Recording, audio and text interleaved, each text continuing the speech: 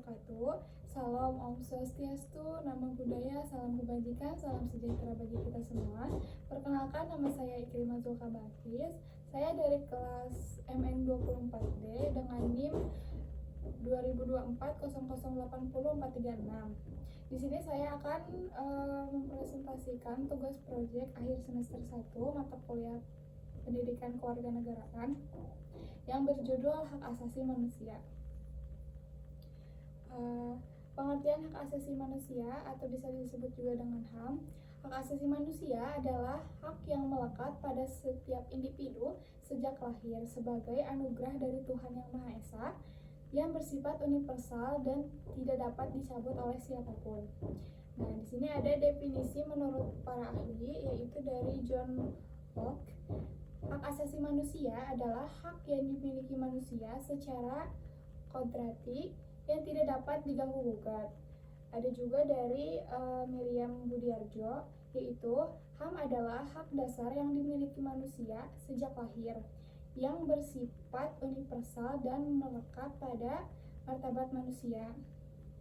Dan yang terakhir ada menurut Frans Magnus Suseno, yaitu HAM merupakan hak mendasar yang harus dihormati, dilindungi, dan dipenuhi oleh negara untuk menjamin kehidupan yang bermartabat.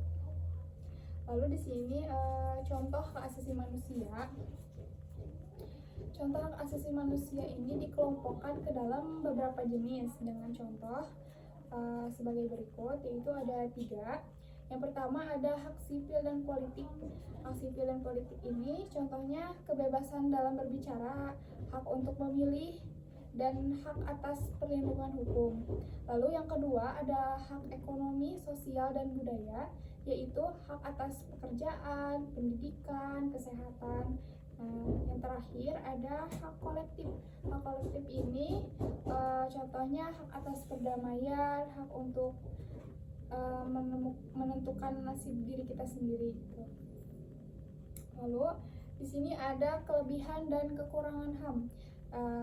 Kelebihannya yaitu bisa agar mendorong penghormatan terhadap martabat manusia, lalu menjamin kesetaraan dan keadilan, dan membatasi penyalahgunaan kekuasaan oleh pemerintah. Dan yang terakhir ada memungkinkan individu untuk hidup bebas dan dari diskriminasi dan penindasan. Lalu ada kekurangannya, yaitu implementasi tidak merata, terutama di negara yang berkembang seperti Jepang gitu ya. Terus konflik antar hak, misalnya antara hak individu dan kepentingan kolektif.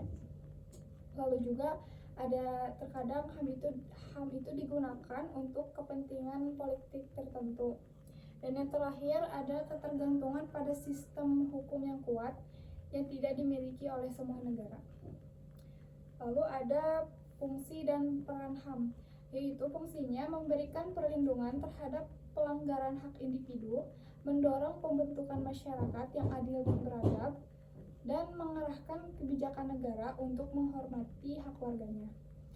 Dan perannya sebagai dasar hukum dalam penegakan keadilan, meningkatkan kesadaran masyarakat akan hak-hak mereka, dan yang terakhir bisa membentuk hubungan yang harmonis antara pemerintah dan warga negara.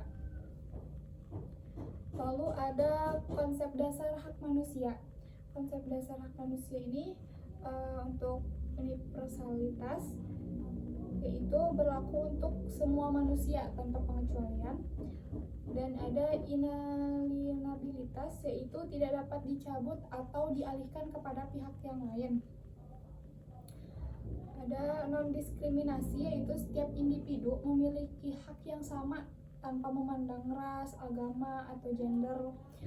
Lalu yang terakhir ada indivisibilitas, yaitu semua jenis hak baik sipil, politik, ekonomi, sosial maupun budaya adalah saling terkait dan tidak dapat dipisahkan.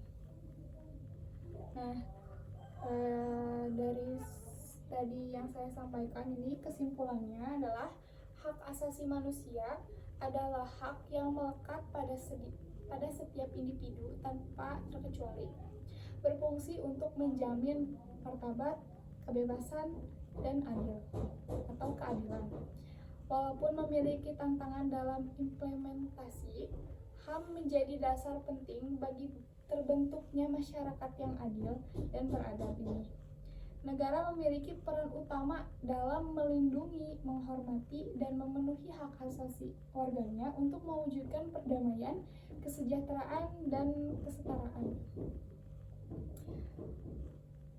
Mungkin sekian dari saya.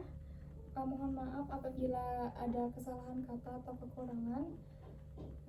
Assalamualaikum warahmatullahi wabarakatuh.